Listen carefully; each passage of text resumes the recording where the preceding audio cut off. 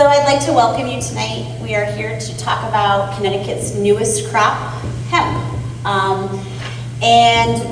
wanted to just let you know that the mission of the Plainfield Agriculture Commission is to encourage, support, promote, and preserve agricultural enterprises in the community of Plainfield.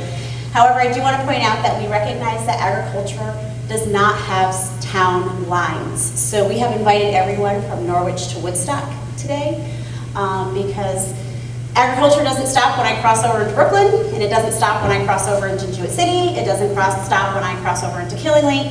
So it is our job as a commission to make sure that we are promoting agriculture in every community. So each year our commission puts on several community outreach programs. Tonight is hemp. I encourage you to check out our Facebook page.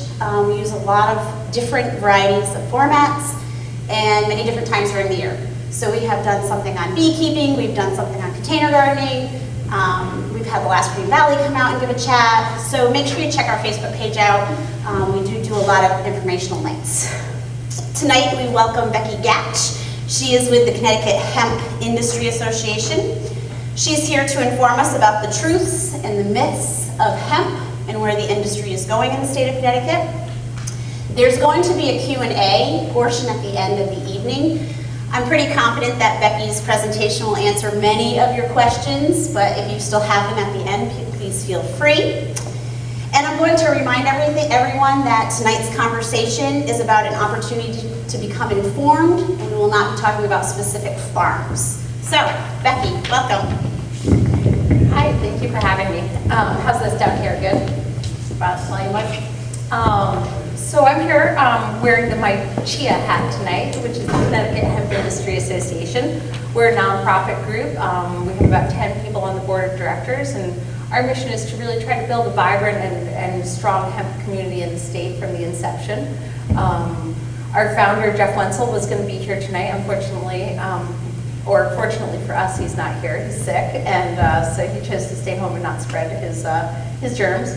But he's spent about the last 4 years really trying to, his goal was to reach out through the legislative group arm in the state, as well as UConn, which did a pilot hemp program, and really push the momentum to get hemp legalized in the state. And he also founded the Hemp Industry Association here. And so now it's grown to about 10 of us, and we're just starting to do community outreach like this, as well as we'll be putting on events. And last year we did a harvest fest, trying to celebrate the first hemp harvest in the state. So you can find us on Facebook or our website. We encourage anybody who's a hemp farmer to try to join and help support the community. And yeah, so that's my CHIA plug. And so tonight I'll tell you a little bit about myself and our farm, and then I'm going to talk about the history of hemp, and I do want it to be very interactive during the Q&A session, so I'm going to buzz through my slides and we can open it up and have a nice community conversation about hemp agriculture in Connecticut. So me, I'm a Connecticut native. I grew up down in Branford, and I studied biology and chemistry at Southern. And then I went on to get my doctoral degree at Yale in molecular biology, studying genomics. And I spent about 15 years in the biotech industry in various roles as a scientist, and then on the corporate side in sales and business development. And about 5 years ago, I met a guy, and I left my proverbial, crappy job and joined his family farm. And that's in Killingworth, Connecticut. And so now, I think I work harder than I ever did in the biotech sector, but I should certainly enjoy my days more. And yes, I'm a member of CHIA. I'm also a member of Women Who Grow, which is a nationwide organization promoting, female growers as well. I'm a member of a group called Elementa, which provides education and basic information about the health benefits of cannabis, and it's a female-focused group. So that's kind of the outreach that I do. Runningbrook Farms is an independent garden center down in Killingworth, as I said. So we do your average, annuals, perennials are our two main crops. We bring a lot of nursery stock and shrubs and that kind of thing. But that's not just our only focus. We've had to really diversify over the years just to exist. And so we have quite a large commercial landscape operation that specializes in wetlands mitigation, so cleanup of contaminated sites and replanting native species. We have a big wood operation, firewood and live edge slabs. And in my spare time, I make furniture out of them. And now, last year, we decided to bring hemp in as a crop.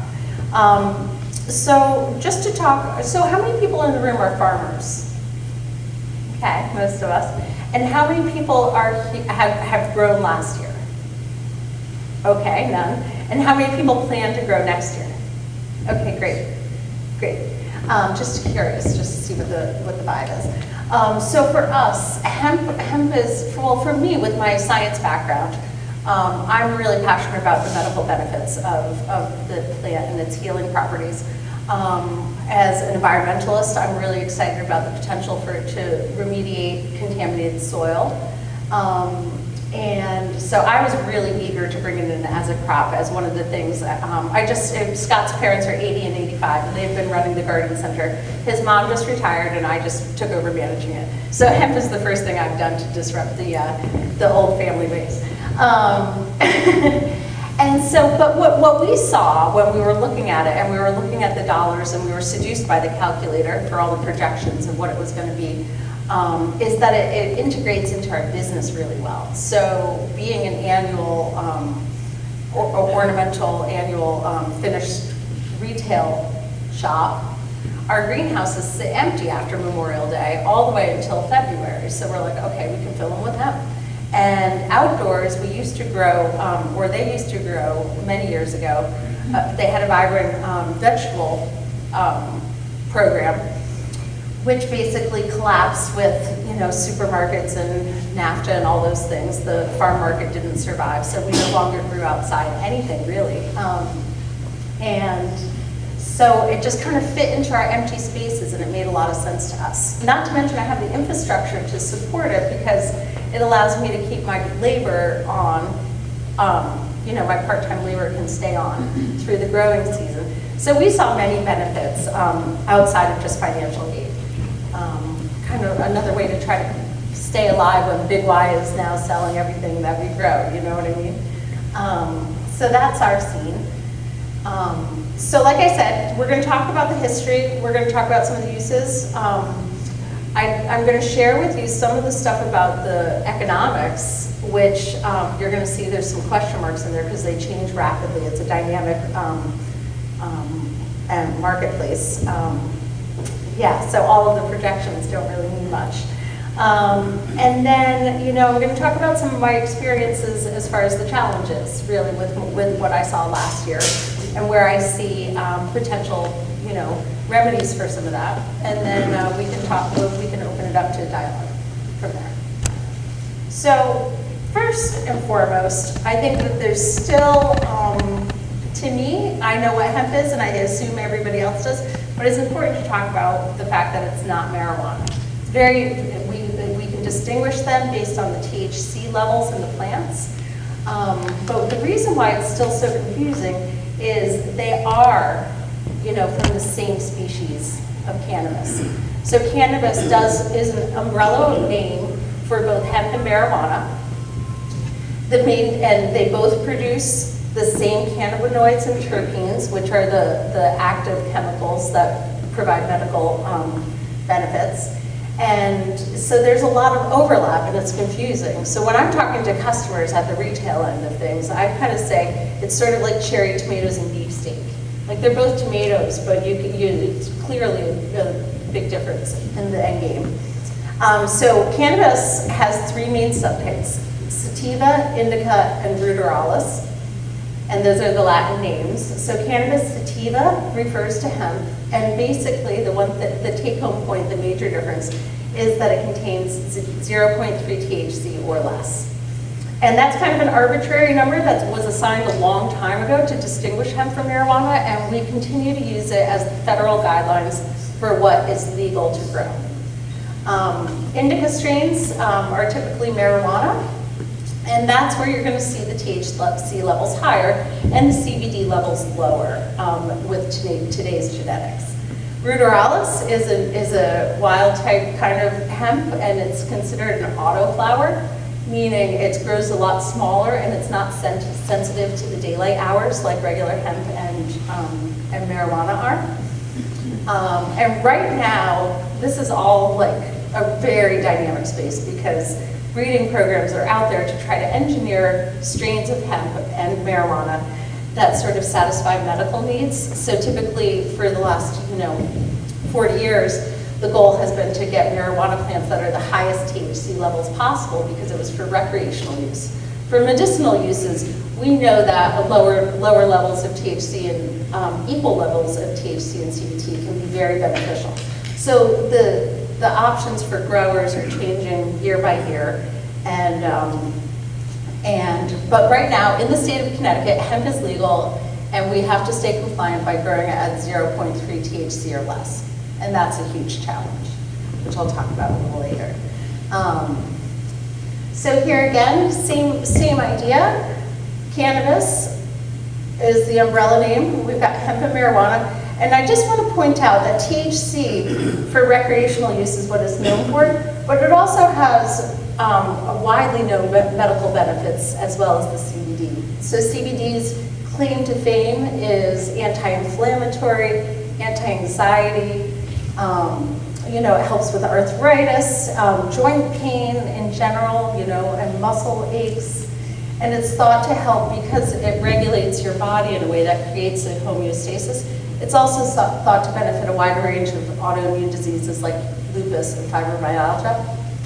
And then THC, used in cancer therapies can help people with their appetite when they're on chemotherapy. It's very, very indispensable for that and helping with pain. Sleep, glaucoma. What's not on there is epilepsy. It's known to be an anti-seizure medicine and has been used that way for millennia. Really, it dates back to early Chinese medicine. So industrial hemp, and what you're seeing in that image there is industrial hemp. It grows sort of like corn, if you will, or like bamboo. And it's planted very close proximity, so it can be harvested in a way similar to corn, if you will. And that's what's in that image. And you can see that there's very, very few of the classic canonical marijuana buds that you think of when you think of marijuana. And its origins go back to Central Asia, and it's been recorded in Japan as early as 8,000 BC. And then in the 1500s, so its use spread throughout Europe, and in the 1500s, it was introduced to the Americas by the Spaniards. When they came, it's now known that there's evidence of hemp being cultivated in the Americas long before that as well. And like I said, and I'll show you, I believe on the next slide. Oh, I forgot I have my little thing here. Hemp cultivation in the United States has a rich history. So the founding fathers, Washington and Jefferson, are known to grow it. And it was integral to the US economy at that time. And like I said, the native hemp that was growing here was displaced by strains brought in from Asia and Europe. And fun fact, it was actually illegal in many states not to grow it because it was so important to the economy, and Connecticut is one of those states. And then several factors led to the economic decline.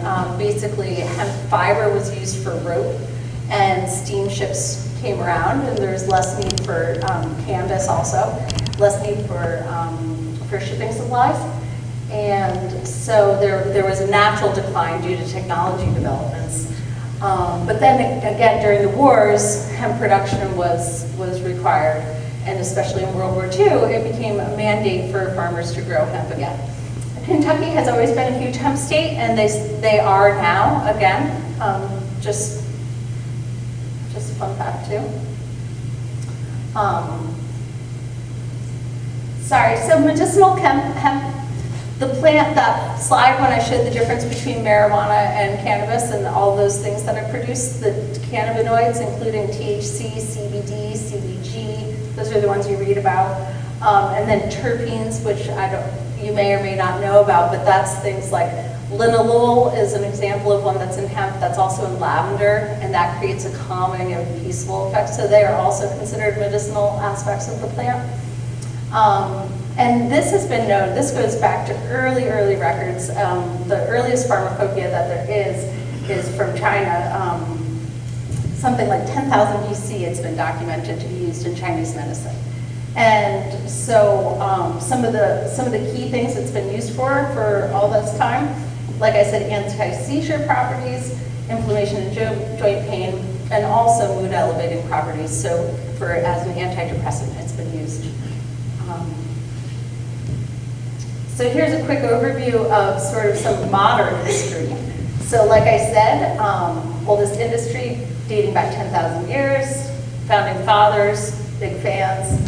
And then what happened?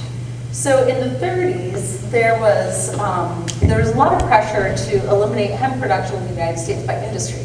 So the paper industry and Dow Chemical and those types of big giants sort of put the squeeze on hemp production because it was thought to be, a threat to their emerging paper industry and whatnot.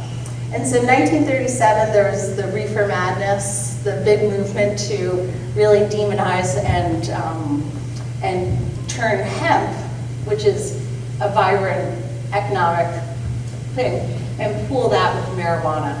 And so there was a lot of fear about the effects of marijuana and a lot of demonizing of the recreational use. And hemp, unfortunately, also got rolled into that. And there was the Marijuana Tax Act in 1937, which prohibited hemp production in the United States. World War II, like I said, there was a big push, hemp for victory. So there was a lot of cultivation for that time period, but that's just a little slice where it was allowed. And then, so in the 70s, hemp was actually distinguished from marijuana, but it was not legal to grow in the States. And then really in 2009, I guess, 2010, there was a real push to begin to legalize hemp production. It was led up by Western states, and basically hemp in Colorado and Oregon was being grown in the 2013. And then in 2014, there was a federal act, the Farming Pilot Program, was part of the Agricultural Farm Bill in 2014. And that allowed some states to create academic programs or pilot programs to start exploring hemp cultivation. Kentucky, Connecticut participated, and several other states really pioneered demonstrating that hemp could be a vibrant agricultural crop again in America, and trying to identify strains and cultivation practices that would work best with modern technology. And then, so by 2017, there were 34 states. Like I said, Connecticut included. UConn did a beautiful job to really pioneering, like bringing hemp into Connecticut. And then the 2018 Farm Bill came, and that legalized it across all 50 states as a federally legal crop, which also means that hemp products are federally legal as well. And that's important for everybody to know. I brought a jar, and I'm happy to pass it around. If anybody's interested, you can come up after. It's perfectly legal for me to carry this and sell it. And it's a traded commodity. Now, 2019, Connecticut passes legislation to allow us to grow it. They opened it up. Fortunately, they opened it up to anybody, really, who's interested. And the requirements are very, very reasonable. I think you have to be, X away from a school. You have to be X distance away from your neighbor, but you can get your neighbor's permission. And so they made it very farmer friendly. And the Department of Ag works with us to really try to ensure our success on all levels, from getting your application through the process, and then once you're farming to be compliant and adhere to the regulations. And I just want to give a shout out to the Department of Ag because I've worked very closely with them, and you know, they've been really supportive of the hemp industry. So let's talk a little bit about hemp. Like I said, less than 3% THC, but it has a variety of uses. Most of us cultivating it in the state are cultivating it for CBD production because that is the economic, where the money is. Or so we thought the money was, no, I'm just joking.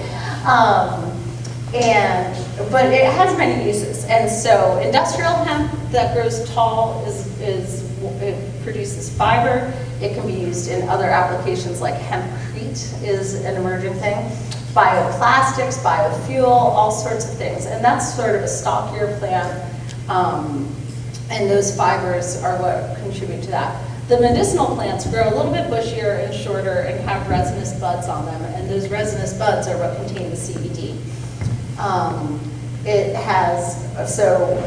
Grows in many climates, and that's very true. I think that some of the states that have warmer climates have had a little bit more of a struggle, and humidity creates a struggle. But anyway, it's very versatile in that regard. It grows, the cycle is 90 to 120 days. As I kind of alluded to when I was talking about the plant that isn't photosensitive. So hemp requires a certain number of daylight hours to grow in the vegetative state, and then as the daylight hours shrink in the fall, it goes into flowering mode, and CBD and THC production occurs during flowering time. So one of the things that I'm really impressed with, and I think that we all have to pay a little bit more attention to, is the ability for hemp to be used in phytoremediation. So basically it has a long taproot and it has a very strong root structure, and it can sequester heavy metals and toxins out of the soil, bring it in either to the stalk or to the leaves of the plant, depending on what it's remediating. And then rather than having to clean up toxic waste soil, you can just remove plants from the ground and dispose of them. So that's, I think, pretty exciting, and has future environmental impacts. One of the beautiful things also is, well, I'm sure this will change now that more and more acres are being grown, but basically there's very limited pesticides that are approved, and only very recently approved.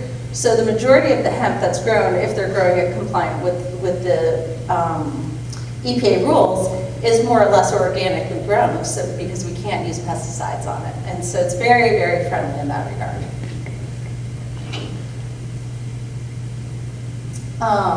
So this is a slide that if you want to take a minute to look at, it's just showing the diversity of the uses of hemp and how really the entire plant can be converted into an economic or an ag product.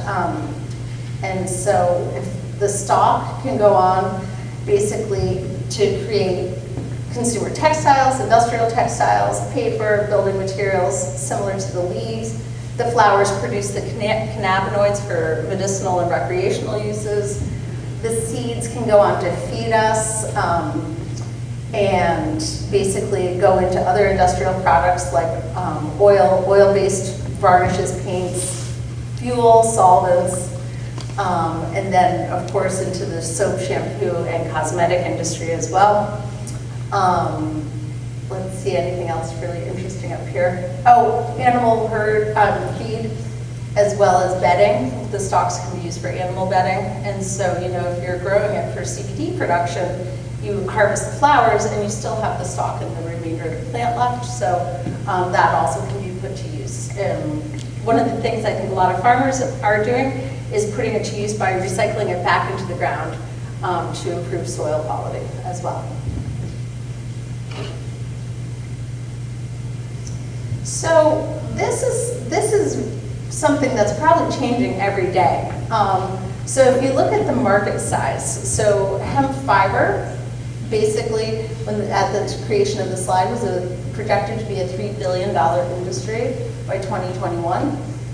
Herd fiber, if you look at that, things like cat litter, dog litter, potting mix, and then the hempcrete insulation mulch, all of those industries are growing, and so you can see that they're still relatively, well, you have some billion-dollar markets there, but there's some relatively small markets, but the projections for them to increase year over the year, the compound annual growth, are huge. And then if you look at the buds and flowers, basically the CBD industry and the cannabis industry in general, that can be broken out a little bit into beauty products, $430 billion by 2022, CBD oil, $2 billion by today. And those projections change all the time, but it's incredibly wild what they're looking at by 2024. Something like 22.5 billion is something I saw recently. Animal supplements, so one of the things we didn't talk about is veterinary medicine. So it's good for humans, it's good for pets, it's good for animals. CBD regulates an endocannabinoid system in our body, and horses, dogs, cats all have the same system. So the way we use it medicinally, it can be used in veterinary medicine as well. And people love their pets, right? So that's a huge market. And then soil amendment, 500 million with an increase of 20 to 45% per year. So that's an incredibly fast growing market. So where are we at as an industry to really translate all of those market projections into dollars and cents that make sense to us, right?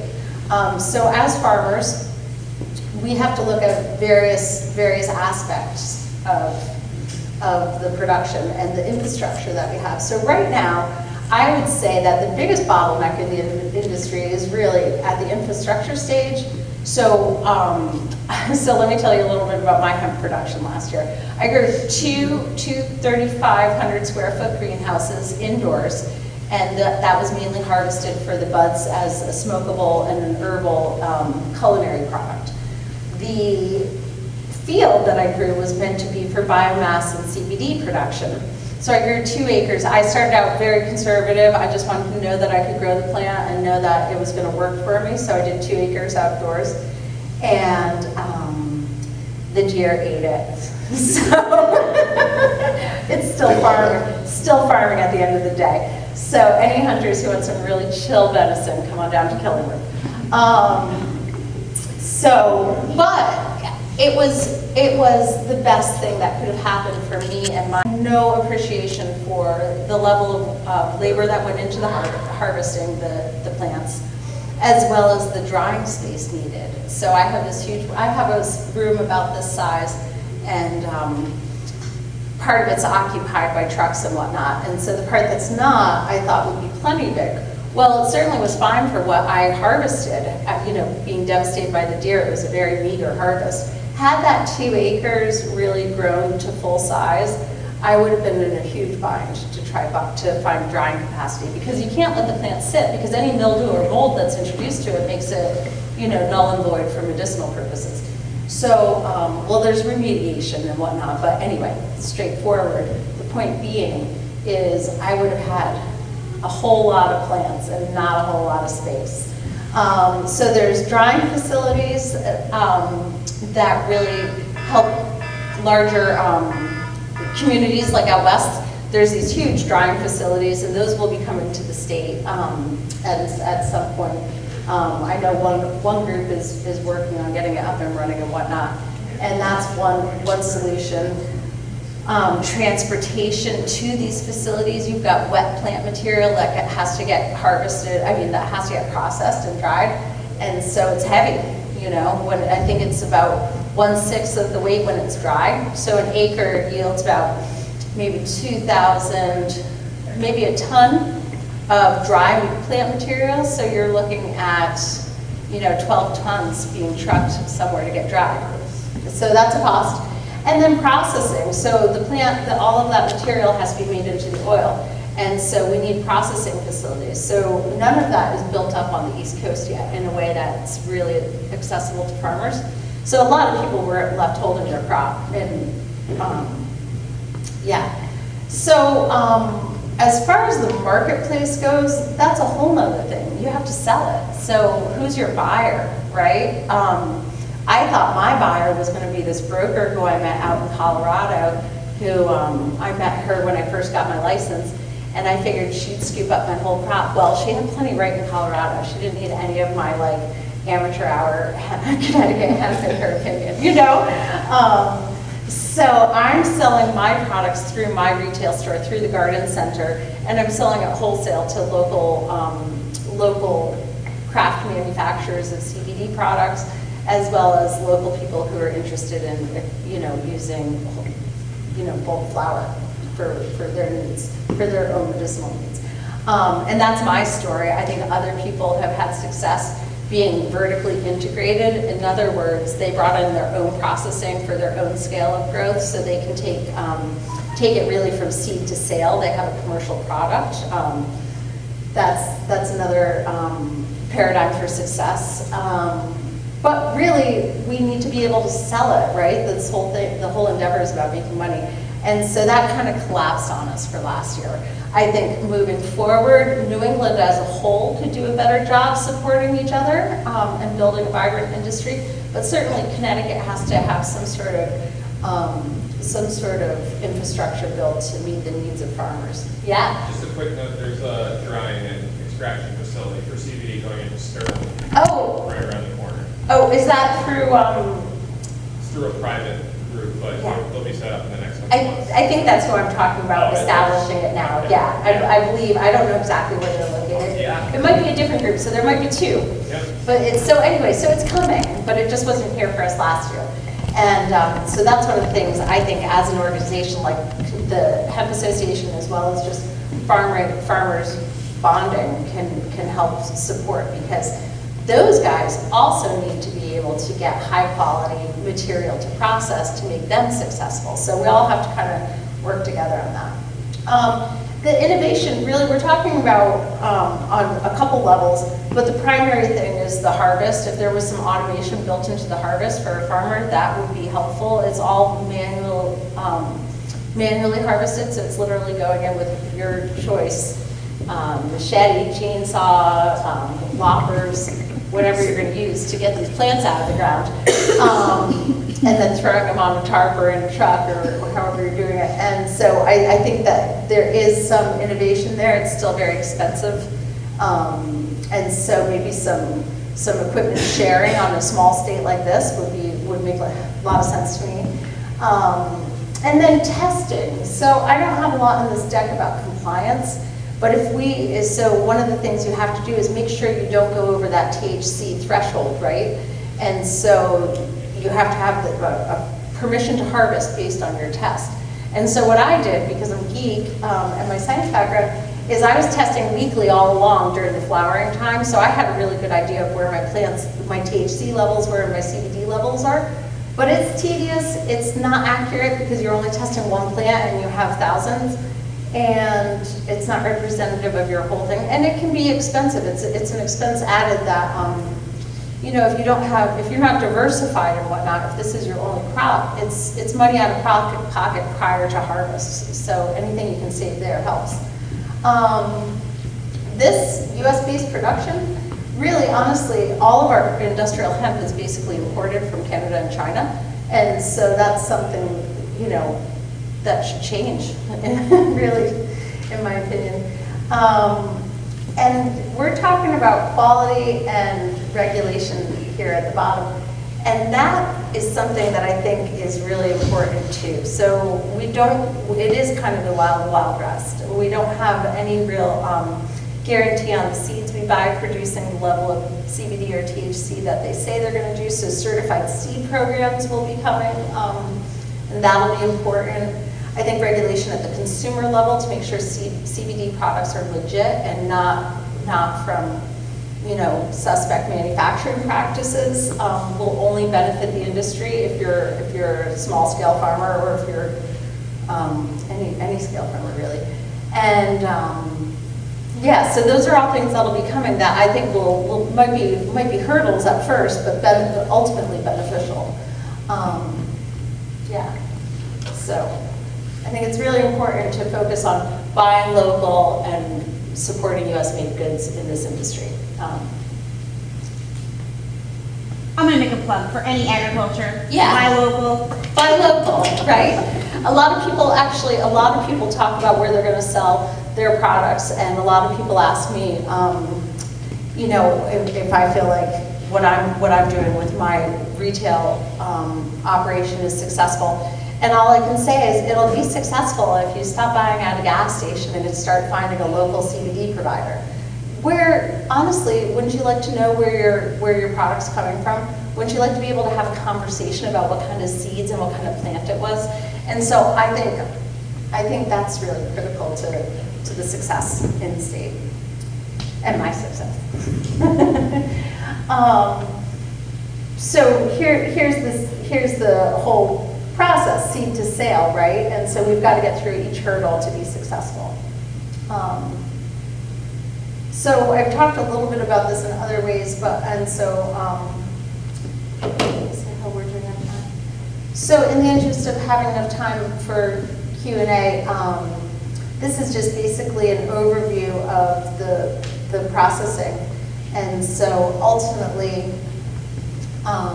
here's the images are what we should pay attention to, because if I haven't shown any field images of the CBD variety or the hemp variety that produces resinous buds is on the left, and compare that with the fiber stalks on the right. And so the processing is quite different for both of them. And I don't know enough about the fiber processing to talk about the hurdles there, but I think that there's a little bit more automation, but there's a lot less demand because we're importing so much. So that I know is two hurdles on that aspect of it. And I'm going to dedicate some space in my outdoor grow to growing it, just to learn how to cultivate it. And so if anybody wants to explore textile manufacturing, I'll get you some fiber. That's right. And then when you get to, so this processing method here we're talking about is post-harvest processing. So CBD extraction has it has a couple different methods. The most popular being the ethanol extraction.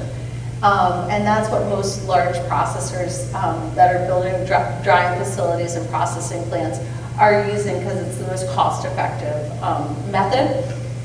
The CO2 extraction is sort of thought to be in the industry a little bit more of a boutique method because it's very expensive equipment. So the huge expense up front, but the end product is thought to be of a higher quality because it doesn't have any ethanol. It hasn't been introduced to ethanol. And then there's various press technologies. I actually have this little rosin press that uses high pressure and heat to squeeze out the rosin from the plant, and that can go into making goods. And so that's one way a small scale person can afford to extract their own hemp. We really thought we were going to build in an extraction facility and do the whole, go large, and for many reasons I'm glad we didn't try to take on too much last year. But it might be in our future, I'm not sure. Fiber processing, low cost, high volume, low quality, and so I think that industry is not quite, I'm excited about it actually. I think that there's a big future. Right now we're all focused on CBD because it's got big dollar signs around it. But I think while we can't do the volume here that they can do Midwest and down south for fiber production to be, a large scale economic driver in the state, I think as far as what we were just talking about supporting local and staying local, that I'm going to explore that as well.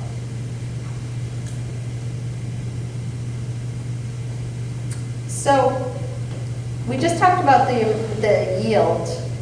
So basically here we're talking about 5 tons of material correlating to dry weight of 1 ton. And that's about 1/5. It's from everybody I've talked to, you can think 1/5, 1/6, the ratio between wet and dry weight. The price for hemp. So let's talk about what happened to farmers here last year. So when we were looking at buying seeds and looking at legalization, it was just about this time of year last year. And basically what you could estimate for your yield is about 2,000 pounds per acre, and they were thinking that you could could get somewhere between $35 and $50 per pound, okay? So that's what we went into the game, and people were charging upwards of $5 per seed. So that would be $10,000 to plant an acre. But you were gonna make $120,000. And it was like gonna just happen. So that's not what happened, because when the Farm Bill opened up for hemp production across all states, the number of acres, and I don't know, maybe John, you know these numbers better than I do, but the number of acres of hemp increased tenfold at least. And so basically there's a lot of hemp biomass out there for sale. And there's a lot of farmers who really, bet the whole farm on CBD, and unfortunately there wasn't processing facilities to manage the volume of hemp produced. And so the cost, I think by the time, one thing I saw, instead of being about $10 per percent CBD or whatever it is, anyway, I know people who were selling it for $15 a pound instead of the 35 to 50. John? I thought you said $5 a pound. Is that it now? Yeah. I don't even look. I stopped looking in I don't know what, October, right when I harvested. I was like, okay, well, I guess we're gonna find a different way to make money here. So $5 a pound, when literally people were projecting, it was safe to project $40 a pound if you could hit above 10% CBD. So still though, you're looking at a monetary per acre value of, if a lot of people are growing hay, doing hay, but there's a hell of a lot more work. So I left these values blank because I really don't know what to tell people when they ask me what I think next year is going to look like. I have no idea. And I wouldn't want to steer anybody in that direction because the graphs are just like, ooh. But I do believe that it'll stabilize and it'll become a commodity. And like anything else, it'll have a standard price per pound. We just have to hold tight. But I mean, in my experience, and I think from people I talked to, one of the biggest positive impacts that hemp's had for farmers who grew it last year and who are planning to grow it is it brings vitality into the whole farming operation. It gives you something to be excited about. It gives you something to be challenged by. And it gives, the community a sense of something new going on in the ag community, which has been maybe a stagnant. And it does help with soil conditioning, so it can be introduced to farms not as necessarily an economic crop, but also just to improve soil quality. Now, one of the biggest challenges, the two biggest challenges are, unpredictable returns, and it's very manually, intensive. And so those are the two things I think they face. And I think the other thing that's not on the slide is distribution channels. It's a real challenge to network.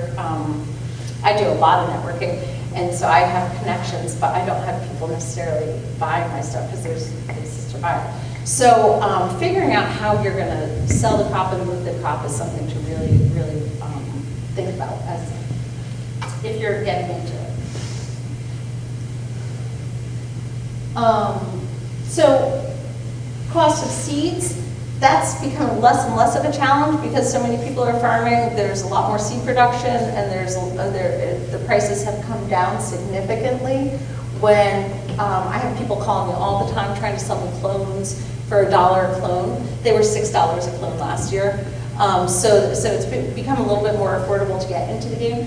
Problem is the quality and the integrity of the product that you're buying is suspect, in my opinion. So you have to do a lot of lead work to make sure you're buying from a trusted source when you're bringing in your seeds. And your genetics are important. I brought in very inexpensive seeds that are sort of like wild hemp plants. And so I didn't necessarily pick the best seeds last year, but it afforded me the opportunity to learn how to grow the plant. This year, I'm really doing a lot of work to network and actually know the people I'm buying the seeds from, and I'm talking to them, and they're offering support, and so I trust them, and I'm learning from them what to expect and what not. Compliance and testing, if you go down to there, That is improving, but the compliance is only going to get harder with the passage of the USDA Farm Bill. And so that's a gray area right now because there's going to be some changes in October. So anybody who is farming next year, I just want to encourage you to talk to the Department of Ag, try to understand the changes that are coming. They've advised me and everybody I've heard them talking to make sure you harvest before this ominous October 31st deadline when the USDA is going to make some changes. So that's just something to think about if you're planning on growing next year. And then you really want to line up your processing. And that is a challenge. But people are getting up and running with that in the state, and so it should be a little bit better next year. So I feel like that was kind of redundant, but so here's some of the risk mitigation stuff to think about. So when you're thinking about crop failures and not enough to process, you really want to plan and manage your grow for your capacity. You want to understand what you need for drying facilities ahead of time and plan that as part of the grow. So I believe that the seed to sale model that I'm following and networking locally will have success for most smaller growers. Obviously, if you're planning to go big, that's not necessarily of the local network. You need wider distribution channels than that. But I see a lot of local interest and support in the products, and so I just want to encourage people that it's still a viable environment. It's just very sort of cloudy and muddy. We just have to get through that phase. And then training and education, I can't stress that enough. There are people, if you're interested, there are people who will come to your farm and train you how to grow. There are people who will consult, and there are resources. And there's obviously some of it you have to pay for, but some of it is free. And so just try to get out there and learn as much as you can, and work with your government. That's the other key factor. Work with your local representatives to make sure you have a lot of local support. It helps, trust me. It helps with your neighbors to be friendly and to reach out and to let people know what you're doing. And it really helps, it says work with lobbyists up there, but there's going to be a lot of change coming in the next couple of years as recreational marijuana moves forward. And so I'm not saying you need a lobbyist, but work with people who understand what's going on up in Hartford so that you understand how it's going to impact your farm. So, how can you help? Shop local. All of us, I think, in the network that I have, everybody that I've talked to in the community really loves community outreach. And so if you see people having events, swing through and support them. Shop local, get to know your CBD. Like literally, there's options all throughout the state, whatever corner of the state you're in. There are farms who are growing and selling CBD products, and so you can buy local. It might just be a little bit further of a drive. Yeah, so that's my message. And I'm here to just open it up to any questions you might have about the farming aspect. Regulatory I can try to help with, and certainly anything else you might be interested in. Yeah. You talk about the remediation of soil. What does it do to it, and what can you use the plant for if it's contaminated soil that you're planting in? No, that's a great question. So basically what it does so the roots will gather the heavy metals and the toxins into the plant. And so you do have a contaminated plant, right? So it can't be used for any human consumption, but it can still go into fiber-based products and things like that if it passes. I'm sure there's gray areas there. But a plant is a lot easier to dry and dispose of, incinerate, or burn than trucking out tons and tons and tons of soil and bringing them up to the Berkshires to do whatever they do to them, So I think there's a cost-effective measure there. But there's also things that the plant does that even trucking it out can't do because, for example, there's a study going on right now at the Chernobyl disaster site where hemp is actually removing the radioactivity several feet down into the soil. And so you do have a radioactive plant, but that's, like I said, a lot easier to dispose of than dealing with all that hot dirt. Yeah, it also depends upon what kind of remediation you're going to do. Heavy metals is a lot different Yeah. from like trying to get rid of excess pesticides or organic compounds. Because your organic compounds, you can actually break them down by actually pyrolysis or any kind of firing of that, or burning of that material. So you can actually, once you burn the material, you might be able to put that back in the ground because you've now destroyed all of the chemical compounds you can get rid of. So. Right. Anything else? Yeah. Could you tell us a little bit about, I don't know if you have experience, but planting the seed versus planting the sprout? Because I know that a lot of people sell sprouted plants. Yep. And I think the intent is to maybe get 2 harvests in or condensed harvest. Have you tried that? Do you know which one is better? So because of the way we grow, what we're used to, we buy seeds and plant them into 72 cell trays, grow those little seedlings and put those into the field. And we planted our 2 acres manually. Just to give you an idea, it was about 5 of us, teenage slave labor. For 2 acres, it took 2 days, basically a day and a half to get it all planted. I don't have experience buying clones, which would be rooted cuttings. And so I think those are more sensitive, so you have to buy high quality ones, but I think those work very well, and I know it's a pretty established method. I am making my clones right now, so I haven't put them outside, but I'm going to be trying that this year. But I'm doing mostly seed, the But majority. then you germinate it in your own. That's right, I germinate it and then I plant the seedlings. Are you buying feminized seed or is it standard? I bought standard seed last year, and for my greenhouse, because I'm buying unique crosses and varieties, those are all feminized. But I'm a big fan of standard seed because the sexing of it is achievable, and I can tell you some tricks if you're buying standard seed.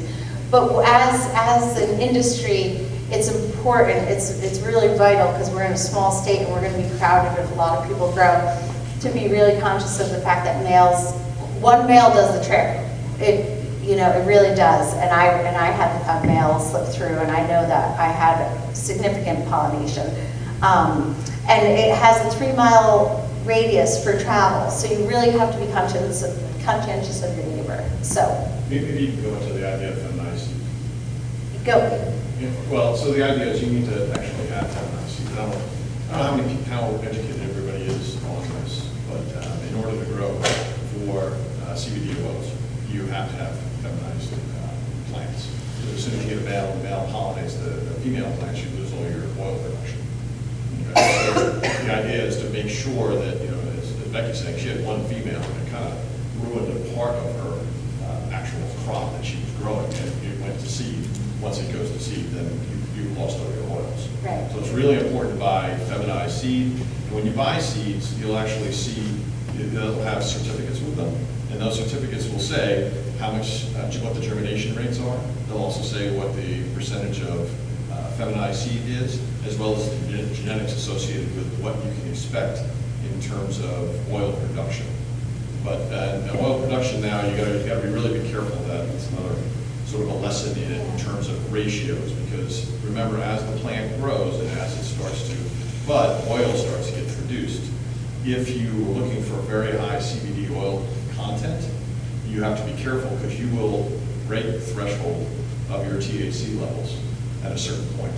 So even though somebody says you might have 16% CBD oil production, I can almost tell you that that's probably going to be an illegal crop.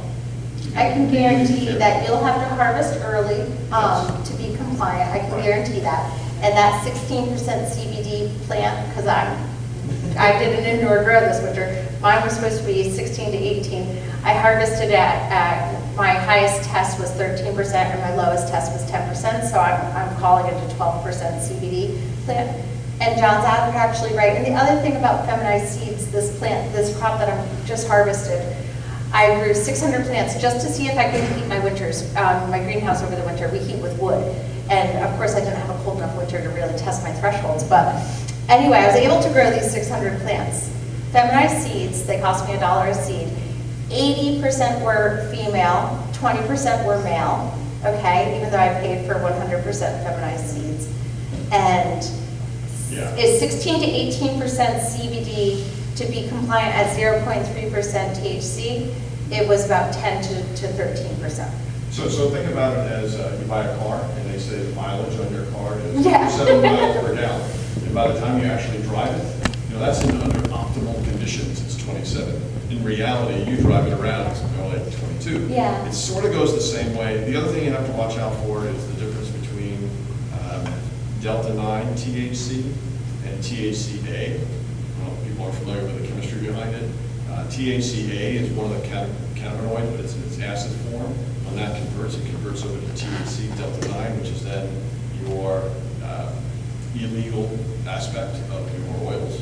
So you have to really be careful about that total content. There's been talk about it, and I don't know if they're doing it in Connecticut or not, whether you have to test for total THC or just Delta-9 THC. Connecticut's a total THC state. So as a total THC state, you're going to have a really, really hard time getting above 10, 11% CBD. And not to go into the minutia too much, but this relates to when you're buying CBD products as well. So a lot of them will say Delta-9 THC below 0.3% and whatnot. So this comes to educating yourself and asking questions when you're purchasing as well. So that's important to have.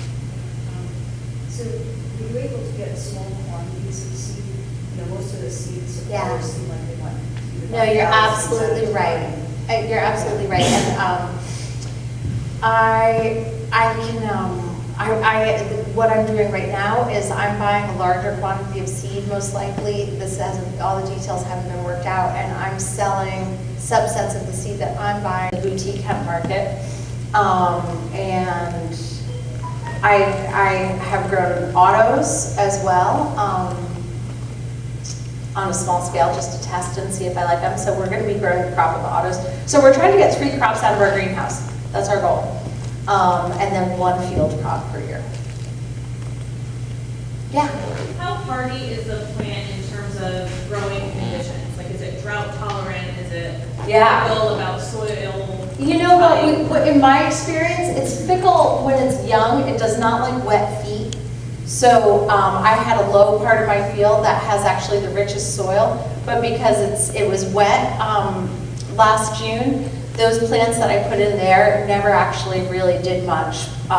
They just got stunted because they were too wet. And so I had irrigation in my field, and I didn't need to use it even during, I watered the plants occasionally just to get nutrients into the ground. So it is drought tolerant, and it's sensitive to too much water. And as far as cold hardiness goes, that's going to kind of depend, I think, on your genetics a lot, is what I understand. But for the most part, you're harvesting it when it gets cold, so we're pretty much okay in this climate, probably, unless we have a very early winter. Is it pretty pest tolerant aside from the friendly deer, or? Yeah. In the greenhouse, it's very sensitive to spider mite and soil aphid contamination, very sensitive. And I think that's true across the industry from everything I've read. Outdoors, we had corn earworm damage.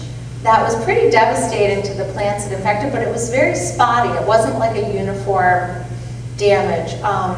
UConn is going to be putting together, they went out and visited a bunch of farms and put together a little overview of pest management in Connecticut. So I think at the Department of Ag, you might be able to find the slide deck, or you can email me and I can try to get it to you. But I think it's a very fickle plant in terms of its genetics and its behavior for cannabinoid production. But as far as plant, that it grows pretty robustly. I'm doing a little soil test right now where I'm germinating seedlings in all different types of soil, high salt, clay, all sorts of different things. And it's like growing in anything. Have you gone through the new USDA process yet? And what's your experience like? I have not. That's the October 31st thing I'm warning That's you next about. year. Okay. I have not, and And so what's interesting to me, and I think this is something we all have to be cognizant to like pay attention to, is what's interesting for all these first-time hemp growers that got their licenses in June, it's a 2-year license, but I think in October 30th, and John, chime in if you learn more about this, I think we have to get a new license. I think we have to renew our licenses then to comply, and I'm not positive about that, but that's how I'm interpreting it. Oh, hi! Yay, come on! So you will have to get new licenses as of October 31st this year. And then we're going to be conforming to more toward the USDA rules, so we'll be doing 3-year licenses after that.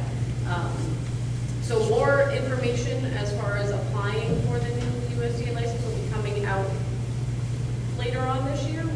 We haven't finalized anything yet, so we'll be keeping you guys in the loop with, of course, so.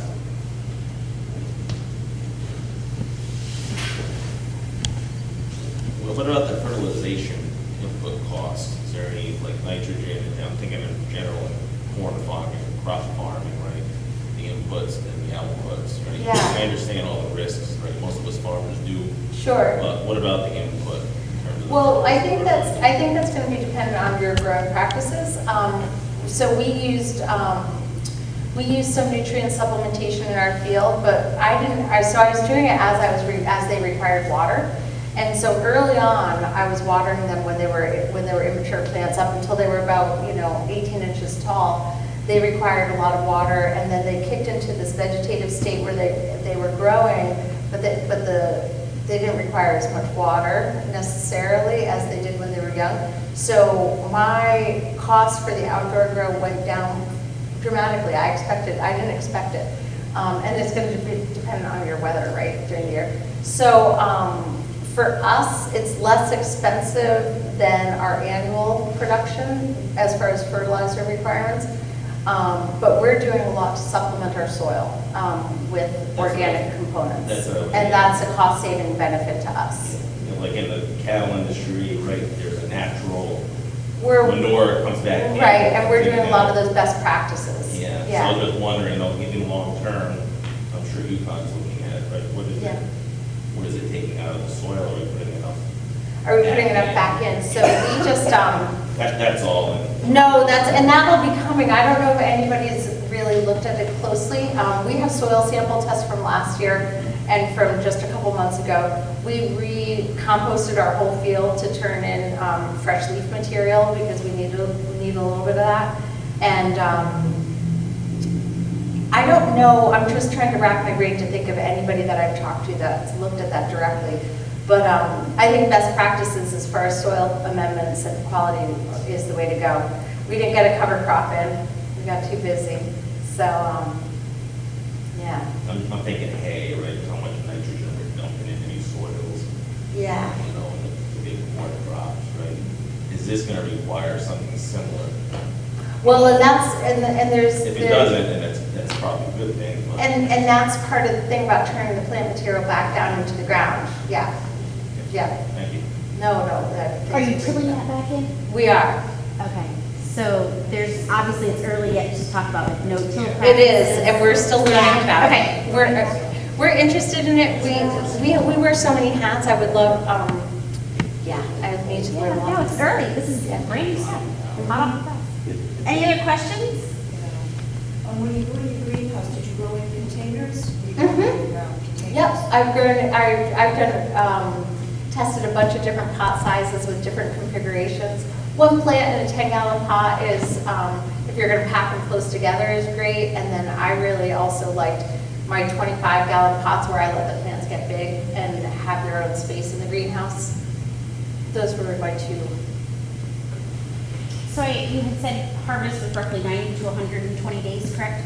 In your greenhouses, you're obviously controlling that, but in an outdoor environment, is there a frost fear? Do you have to, at what point do you have to worry about you're running out of your sunlight and then first hard frost? So a lot of states last year were hit with a lot of unfortunate weather, and so I sort of followed some farmers' experience with that. And so I think it can handle a light snow, and you have to get the buds right then and there, and you'll be okay. A light frost, but I don't think much more than that can be very damaging. hail was very damaging out in Oregon last year for a lot of farms. So for us, for our experience, and so if you think about our late Octobers, it's probably the latest you're gonna harvest outdoors, really, just based on the light cycle because it's photosensitive.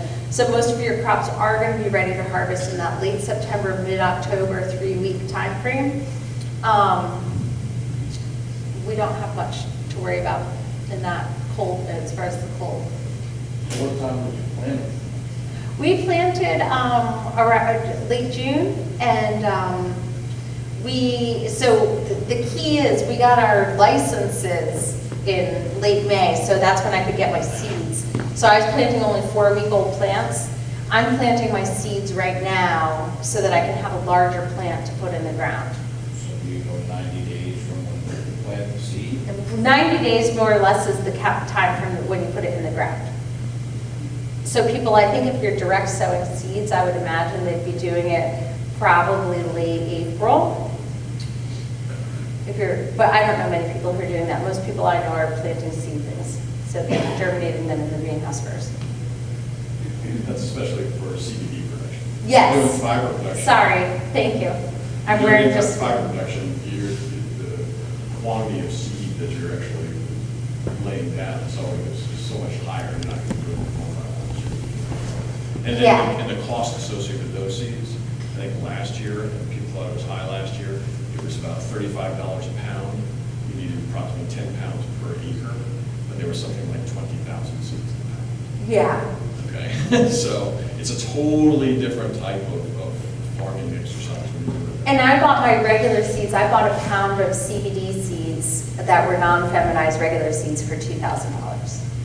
So for me, it was worth it to have to find males rather than paying $1 a seed. It's about $1 a seed right now. Right now, yeah. And I just saw when we were at the, there was a Connecticut Hemp Convention hosted up just a couple weeks ago, and I don't know how many of you went to it, but there I learned that Griffin Greenhouse Supplies is actually supplying hemp plants. So and now your options are so much more readily available.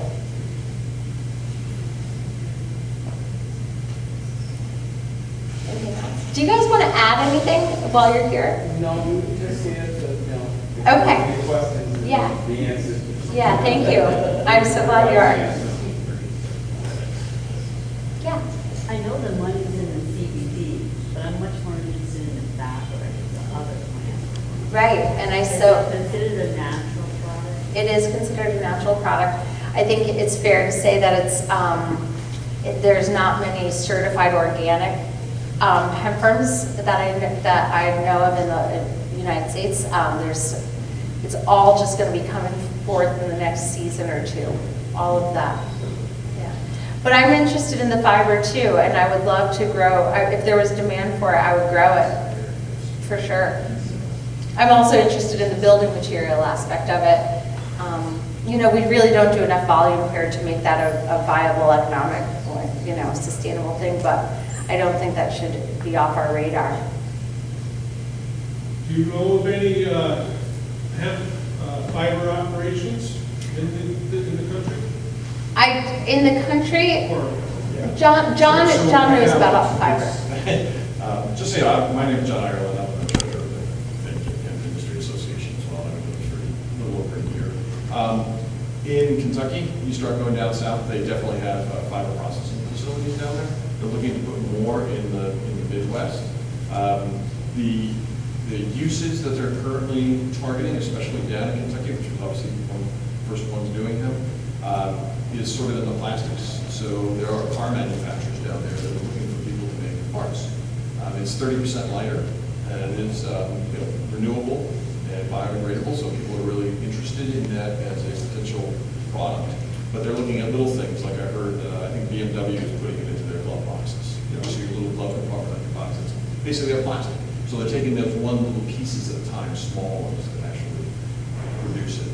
I would think today up here, if you grow fiber, you're looking at a couple of different options. Bedding is a good option. Pellets, putting it to a pellet manufacturer is another good option.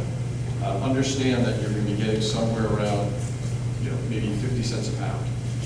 But because it's so dense on your acre, you should be able to produce about 10,000 pounds. Okay, so it can be done. Just understand that as you start going out to the Midwest, and those guys start producing 100,000 acres, the competition is going to be pretty big. But nobody's going to be shipping that kind of acreage either into Connecticut. So if there is a local Connecticut facility for processing, you probably can get a little bit better number because the cost of transportation is going to be so high. But don't they use hemp in clothing also, clothing materials? Yeah, so it is textiles. Okay, the nice thing about it is, if you think about it, cotton right now, which is, most people are probably wearing cotton. Cotton all grows south of the Mason-Dixon line. We now have a plant called hemp that we can grow north, and you can actually turn it into a textile. And one of the things that Becky was talking about was that you have your bast and your hurd of the plant. The bast is basically the outside, very fibrous material. And the inside is the hurd, still very fibrous, but not long strands of fiber. That's the stuff they started pushing more into the textile business. And there are people that are making it. I don't know of anybody around here that's really starting to move into the textiles. All of our hemp products that you buy in the stores are all coming from overseas, as far as I know.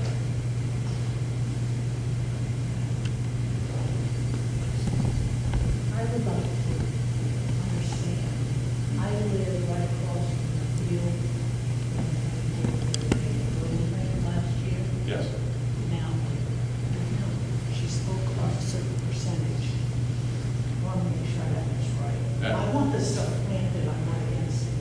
It's about this size. Yeah. And you spoke about 2% THC. 0.3%. 0.3%. Right. Is this about the height where that would be? So it all depends upon the strain and the type of plant that's actually The planted. difference between. Right, so you're talking fiber, you should easily be able to tell a fiber field which grows 12 to 14 feet tall Okay. versus a CBD field which usually maxes out around 5 feet at the most. That's poor guys that didn't grow a great plant. The plant for CBD should be about 4 feet tall. Okay. Okay. And nobody mentioned the odor. That plant does give off an odor. Right, so and again, it's very different types of plants depending upon the odor that it will actually give. Part of it is, and the state is doing this, you have to be so far away from roads and things of that nature. It's also for odor. Now, I'm sure it does blow on a windy day and you can smell it. The different types of oils that are actually being produced, which is including your terpenes and other things, gives it definitely a specific smell. That's right. I was talking about Yeah. You can actually, there's actually some, believe it or not, there's some that smell actually quite good, and there's others that smell not so good. Yeah.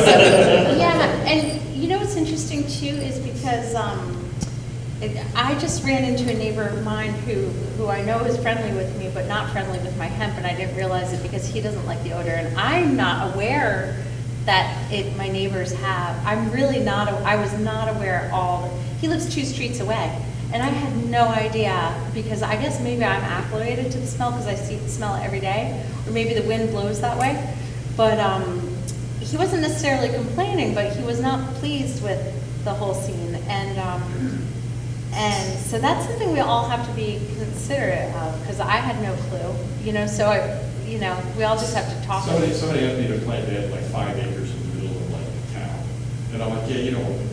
No, you don't.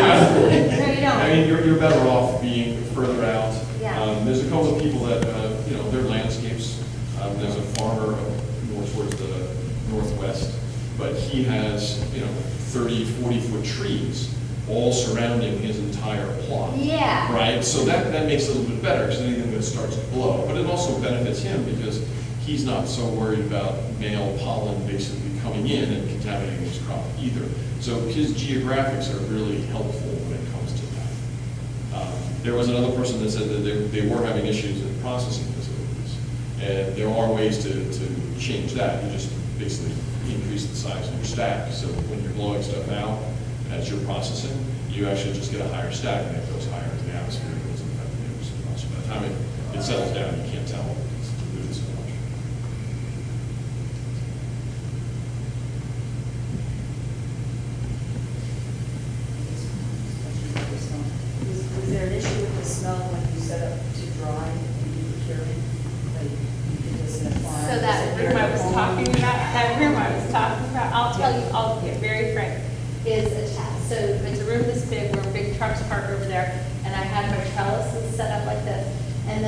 other side of a small little half wall is my whole garden center and my retail space. So all my customers, my cash register is right about where that door is, and my drawing is right here. So very surprising to me, being the young liberal woman that I am, that, yeah, it was very, it was very strong smelling the drying. And the customer reactions varied dramatically, from people who thought it was a great thing to a lot of people who were very, very displeased with the fact that I was growing it and drying it in a public area that their children were coming to and that sort of thing. So customer perceptions and the reality of, you know, I was in a bubble that burst. It's very strong odor, yes. So when you're actually drying, if you have facilities to actually dry, you can't dry that much. I mean, how many acres did you actually dry? You know, not much, right? No, if you want to add it all together, let's call it a generous half acre. Right. And that's like quite a significant space when you're actually drying. So that's why the tobacco farms, you see all the tobacco sheds, they're actually great, because you can actually, they're there in the middle of nowhere, drying, right? However, they do have fast dryers that you can actually buy that will actually help dry your products a lot faster, okay? It's an industrial process. The things you have to watch out for is that certain temperatures oil degrades. The same way you put oil in your frying pan, it turns, you know, it turns colors and stuff like that, it degrades. So you got to worry about that. You also have to worry about the speed at which it's actually happening. Plus, if you remember, if you think about it, you're blowing all this warm air, dry air over the plant. That warm, dry air is going to go somewhere, right? So if you have a facility that's doing it, it's pushing it out to the atmosphere. You got to be careful where you're pointing your blowing air to. That's another issue. But there are people with that have portable dryers. So basically, you think about a 18-wheeler truck coming to your farm. Sit down on your farm, they'll actually process and dry your material right there, and they'll take off. And those are becoming more popular, especially out west for people that are growing smaller fish. So I do want to just comment on these drying facilities, probably the one that's opening in Sterling and the other one that's opening somewhere. They've modified, think about all your dried herbs, cilantro, basil, they've modified that process for cannabis. And there's pros and cons to it, and cost effectiveness and whatnot. That's going to be up to the individual farmer. But yeah, those facilities will be a game changer once they're readily available and cost effective. Yeah, and there's two different types. It's continuous processing. You just put it in one end, comes out the other. There's others that you just put it in there and when it's all done, you take it all out. Yeah. So there's all kinds of. And that's the kind I can buy. I can buy one of those. But I'm not spending any more money. And then, you know, there's also, just you do a lot of research, because you also have dryers that, you know, you'll put it in one end, you know, it's not continuous, you put it in one end and all the air is coming from this end. Well, guess what's dry is faster than other areas, right? Guess which one gets hotter than other areas? So you gotta really be careful and make sure you're buying a system that is a much more continuous drying across your entire crop.